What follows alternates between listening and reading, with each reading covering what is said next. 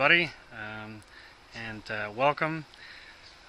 Our whole world is in lockdown, like under semi-voluntary house arrest as a result of this virus.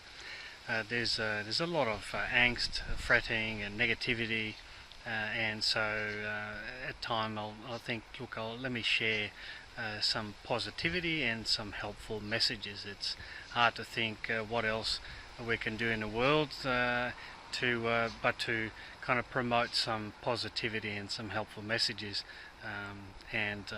so that's why I'm actually sharing this message with you. And predominantly the message that I want to share with you today is to kind of reassure you all that the Lord our God is sovereign, that God ultimately is in control, and that no matter what the external appearance might be and how terrible it all looks, that the gracious Lord has everything under control, and that whatever needs to happen will ultimately happen, and that his main concern is for our eternal welfare, not just yours or mine, or those that currently are Christian and believe in God. No, his concern is with everyone equally for their eternal welfare, and ultimately that is the yardstick by which divine providence manages creation. And of course what we experience at this very moment, although trying and testing it may be, people losing their jobs, losing their income, and we are certainly not sheltered from that in this family and in this country either.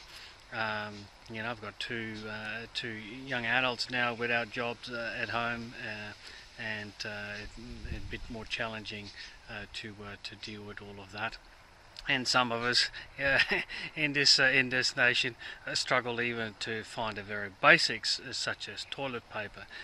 I say that with a smile, but in all seriousness, it does test the integrity of people's character when such trying times come, and it kind of cuts the chaff from the wheat, so to speak. And in a circumstance like this, it also is a testing, and can be a testing and trying time on our faith, and we can start asking questions about, well, is there a God? Why does God let it happen? What sits behind this, and all those kind of things, and that's pretty well normal.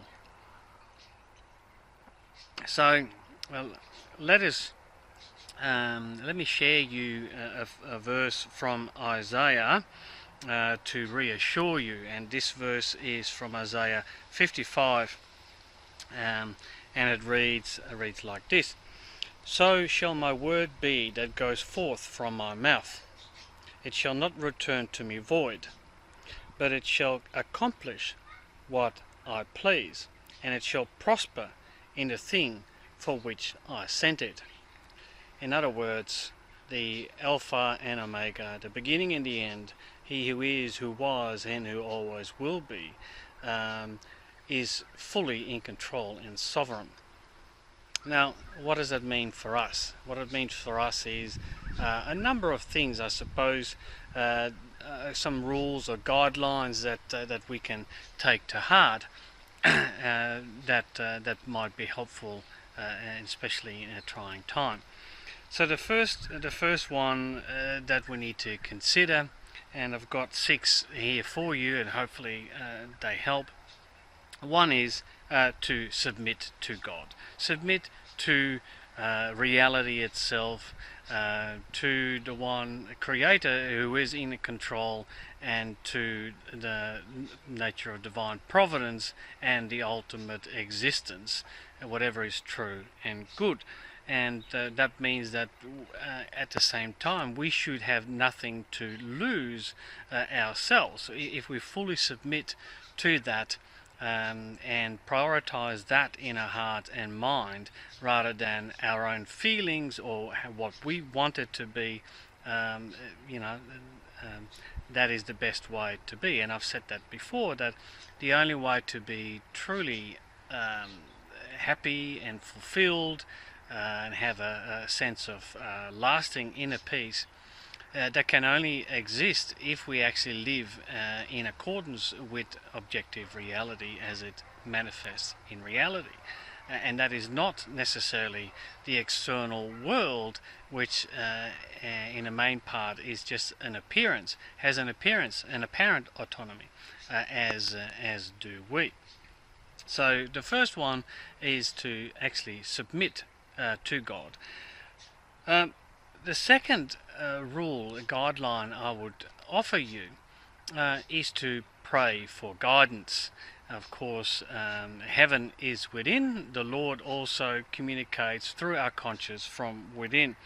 And if we develop a usefulness mindset, a positive mindset in terms of not about how it is that we may feel happy, but it is how we can actually contribute to other people's welfare, how we can be useful in society, what purpose we may have in benefiting others' eternal welfare, just like the Lord is guarding our own and everybody's, what role we can actually play in contributing positively to that, and pray for guidance as to what we might be doing and how we ought to respond. That would make an awful lot of difference. It creates a bit of context and perspective for us as well, and if we are grounded in the Word, which is reality itself, which is what is true, right? Then that basically sets us into a position whereby we can operate constructively, right? And not buy into anything that is false, the appearances, the love of self, all those kind of things that might distract us or make us feel isolated and overwhelmed, right? Because obviously you and I, we are not God, we are not in control, we have no idea what's going on ultimately in totality. So, while we might know a little snippet, most of the time we're not even in control over the thoughts and feelings that flow into us. So let us not try and control that either, or seek to plan out everything in finite detail.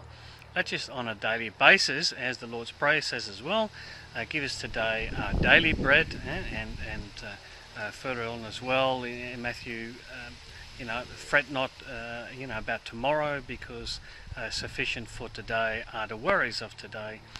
So let us just simply pray for guidance on a daily basis. 3 is after having done so, after submitting to God and praying for guidance with a usefulness mindset, we need to be confident in moving forward, take some decisive steps as we feel is right to do, right?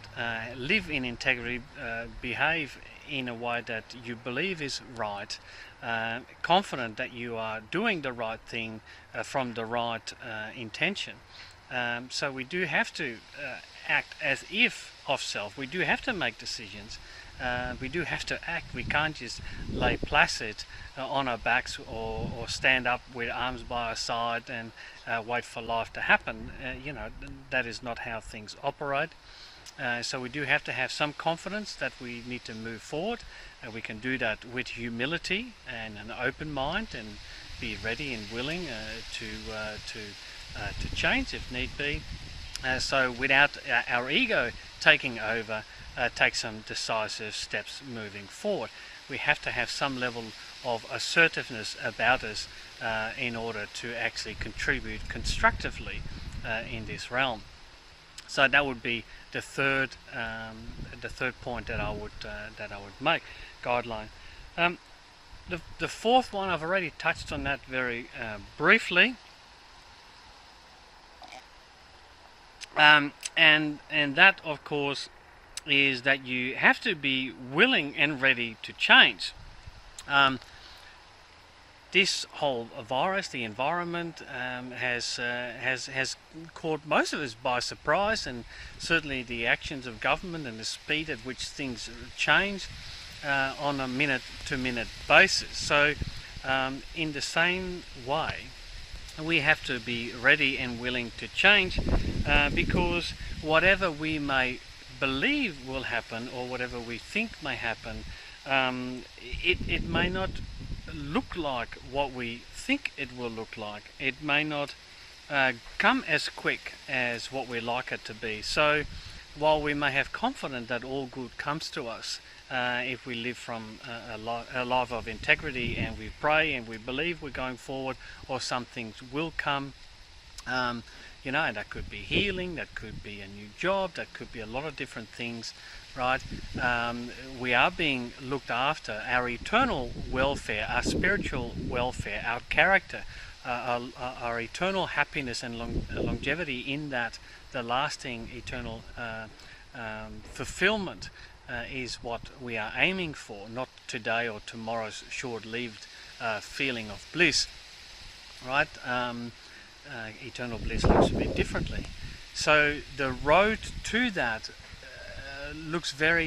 may look very different than what we think it may. So we've got to be ready to move into a direction that might be different, and accept still, and have trust and faith that will happen. So we'll go back to submitting to God, praying for guidance, and be ready to change, and know that whatever we think might actually look a little bit different than what we expect. So that brings it then to guideline number 5. Obviously, is that we must not fret about it. So it's to go with the flow, right? So to accept God's leading in our life and what we are doing, and so whatever we can't control, whatever we don't know for sure, is just kind of let it be. Go with it, and the more we kind of try and have a tight grip on it. Myself am quite guilty of that in my own life. I am less of a feeling person and more of a thinking person. I like to understand things, and which I suppose is why I'm also ready and have my place in sharing my understanding with you. And there's a balance to be had, and so from time to time I struggle with that. And so these guidelines are for me just as much as I share them with you. This is why I wrote them down in the first place in my own notes, that you have to go with the flow. Allow God to actually lead you, and have trust and faith in some of that intuitive side, right?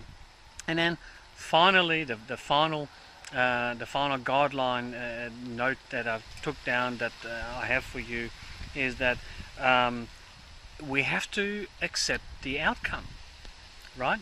So understand that things don't always look like the way they look, or are what we hope them to be, and we have to accept the outcome. Again, I touched on that very briefly, is that you have to let go of the things you don't control, because that just creates unnecessary angst and stress and turmoil within. We have to know, so ultimately, that God's leading us to our eternal welfare as much as possible, and we have to stop resisting that, right? And we're very good at that. All of you and I are very good at that, because we think we're in control of our own lives, and all of that. But if we understand and accept, if we submit to God and accept that it is His aim to make us as happy as possible, to make us as useful as possible in that, which obviously only usefulness and being of use, and having that return to us, that goodness that we can see, that we can contribute to others' welfare, right, that leads to our fulfillment and ultimate happiness. That will only happen, of course, if we're not hindering that process, and we will not hinder that process if we allow ourselves to trust in the process and believe and follow him in his leading. So these are the 6 guidelines that are noted, that are jotted down. Under the title of, well, the Lord our God is sovereign, or the sovereign God. Know that God is in control and allow him to lead you. Follow these guidelines, and hopefully that will make your life a little bit more comfortable and especially that it is helpful in times like this when things are a little bit more trying. Anyway, blessings and peace to you all. Have a good one. Stay safe. Share and like if this is helpful to you, and I'll see you another time. Bye for now.